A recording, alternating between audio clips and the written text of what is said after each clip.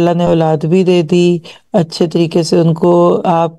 نے انجوائے بھی کیا، تو اب آپ ایک وہ دعا مانگنے لگے ہیں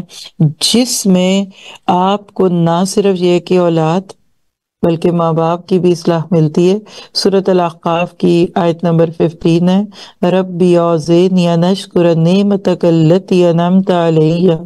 وعلی والدی وان اعمل صالحا ترضاہ واصلح لی فی ذریتی انی تبت الیک وانی من المسلمین۔ اے میرے پروردگار، مجھے توفیق دے کہ تو نے جو احسان مجھ پر کیا ہے، ہاں سوچئے، اور میرے ماں باپ پر جو احسانات کیے ہیں۔ دوسری بات، پھر جو تو نے احسان مجھ پہ کیے اور میرے ماں باپ پہ کیے، ان کا شکر گزار ہوں اور نیک عمل کروں جن کو تو پسند کرے، اور میرے لیے میری اولاد میں صلاح اور تقوی دے۔ میں تیری طرف رجوع کرتا ہوں اور میں فرما بردار ہوں۔ آپ دیکھیے کہ انسان کو سب سے زیادہ خوشی ہوتی ہے جب اس کے گھر میں اس کے بزرگوں کی بھی عزت ہو اور بچوں کو بھی وہ اچھے کاموں میں دیکھے۔ اصل میں 40 ایئرس کی ایج جب کسی کی ہوتی ہے، یہ بڑی کریٹیکل ایج ہوتی ہے، یعنی 40 سال کی عمر میں انسان 2 نسلوں کو ساتھ لے کے چل رہا ہوتا ہے، اور عموماً اس میں ماں باپ بوڑھے ہو چکے ہوتے ہیں۔ ظاہر اگر آپ 40s کے ہیں تو ماں باپ 60 سے تو اوپر ہی ہوں گے نا، ایٹ لیسٹ اس سے بھی اوپر ہو سکتے ہیں اگر آپ گھر میں چھوٹی اولاد ہے، یعنی بعد میں پیدا ہونے والے بچوں میں ہے۔ اور اسی طرح سے ایسے وقت میں اپنے بچے پل کے بڑے ہو چکے ہوتے ہیں، یعنی بچے جوان ہو رہے ہوتے ہیں، ماں باپ بوڑھے ہو چکے ہوتے ہیں، اور میاں بیوی دونوں جو ہے وہ 40s 50s کے رینج میں آ کر کمزوریوں کی طرف مائل ہو چکے ہوتے ہیں۔ کبھی کبھی ایسے دور میں ہمت جواب دینے لگتی ہے۔ باہر کا ماحول، سیاسی حالات اور ملکی معاملات اور مہنگائی، انفلینیشن، انسان الجھا رہتا ہے، سمجھ نہیں آتا کیا کرے۔ جیسے ایک اوسط مرد کے ایوریج گھر کا ہی ہے، اب ایسے مرد بیچارے جو باہر سے پریشان ہوئے تو بیویوں پہ بھی ظاہر پریشر ہوگا نا، کیونکہ انہوں نے ساری چیزوں کو ساتھ لے کے چلنا ہے۔ تو اللہ نے یہ دعا سکھا دی، کیسے وقت میں جب کہ حالات تمہارے ہاتھ سے باہر ہوں، تمہیں ادھر ایک طرف فکریں ہیں، دوسری طرف اندیشے ہیں، کہیں وسوسے ہیں، تو یہ دعائیں مانگ لو۔ اور اس دعا میں آپ دیکھ رہے ہیں سب سے پہلی چیز شکر ہے۔ ربی اوزعنی، اوزعنی کا لفظ ہے کہ اللہ مجھے قابو میں رکھ،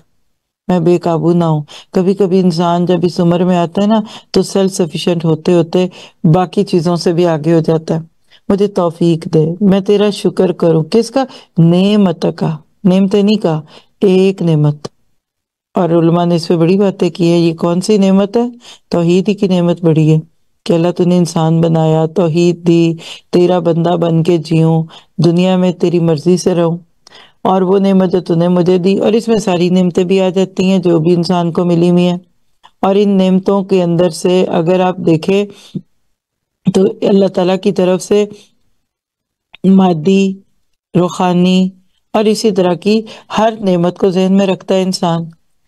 نعمت وہ جو مجھ پہ کی، والا والدیہ، اب یہاں اپنے بوڑھے ماں باپ کو رکھے ذہن میں،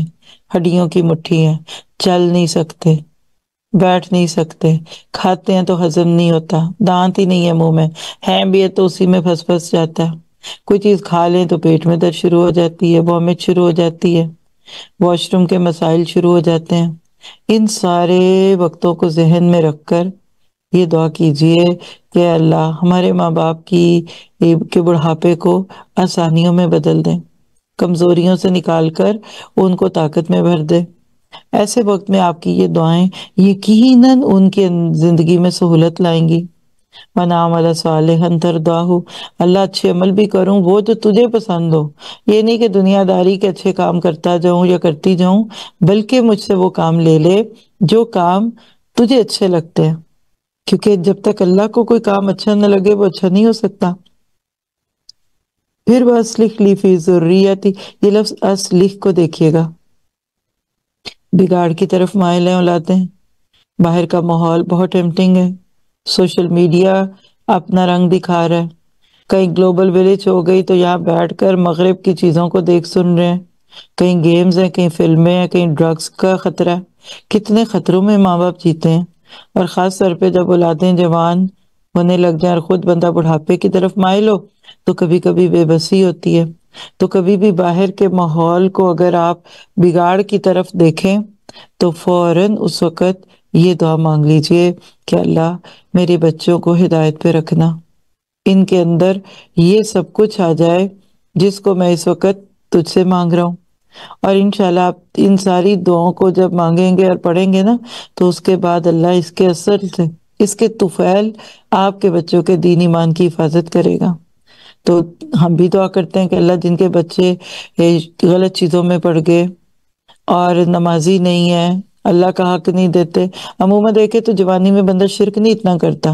کیونکہ اس وقت سارا کچھ ماں باپ سے مل رہا ہوتا ہے۔ آج میرڈ بچے 10 11 12 سال 14 20 تک بھی ان کو کسی قبر پہ جا کے مانگنے کی کیا ضرورت ہے،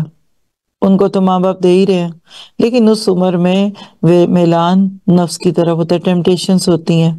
اور اس طرح کی باتیں وہ کرا کے عموماً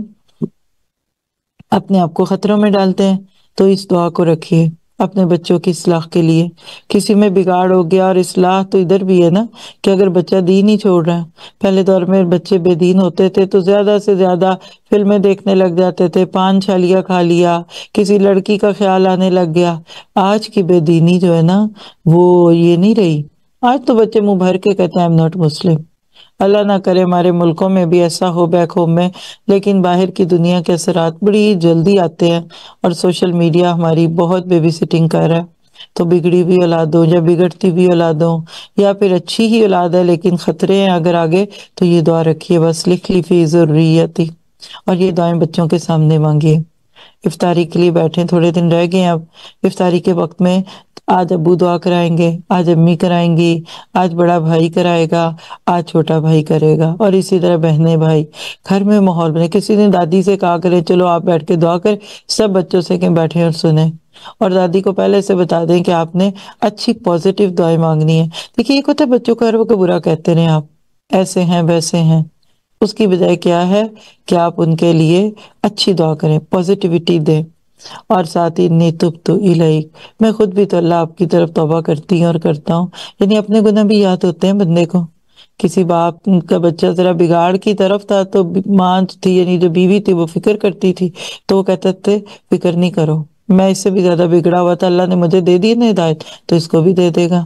تو بندے کو اس وقت پھر اپنی چیزیں یاد آ رہی ہوتی ہیں، تو بندہ ایسے وقت میں پھر ماضی کو پیچھے تو نہیں کر سکتا، لا نہیں سکتا، بس یہ کہہ دے اللہ میں آپ کی طرف توبہ کرتی ہوں اور کرتا ہوں،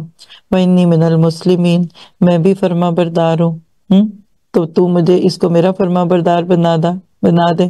اور آپ کو پتا ہے کہ مسلم بننا کیا ہے کہ پریکٹسنگ مسلم، اور جب آپ یہ ساری دعائیں مانگیں گے نا تو پھر اللہ سبحانہ تعالیٰ آپ کے لیے بہترین طریقے سے قبولیت بھی رکھے گا۔ اور جب آپ یہ دعا مانگتے ہیں نا، آپ کو پتا ہے کہ اس دعا کا جواب آسمان سے کیا آتا ہے؟ اگر آپ گھر جا کر سورۃ طلاق آپ کھول لیں، اس سے اگلی آیت 16 نمبر، اولئک الذین نتقبل عنہم احسن ما عملوا وَنَتَجَاوَزُ عَنْ سَيِّئَاتِهِمْ فِي أَصْحَابِ الْجَنَّةِ وَعْدَ الصِّدْقِ الَّذِي كَانُوا يُوعَدُونَ، یہ لوگ ہیں جن کے اچھے اعمال کو تو ہم قبول کریں گے اور ان کی برائیوں سے ہم درگزر کریں گے، وہ اہل جنت میں سے ہوں گے، اور سچا وعدہ ہے جو ان سے کیا جاتا تھا۔ تو یہ تھی چند